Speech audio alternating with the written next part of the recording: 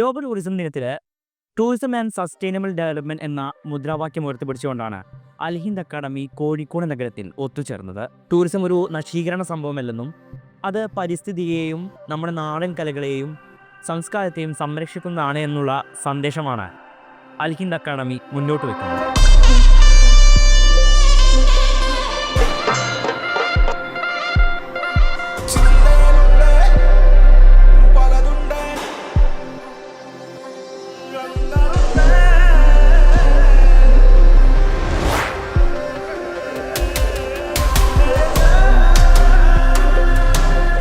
പരമ്പരാഗതമായ ഒന്നിനെയും തകരാറിലാക്കാതെ sustainable tourism നടത്തുക എന്നുള്ളതാണ് അൽ ഹിന്ദും അതുപോലെ തന്നെ ലോക ടൂറിസവും ആഗ്രഹിക്കുന്നത്.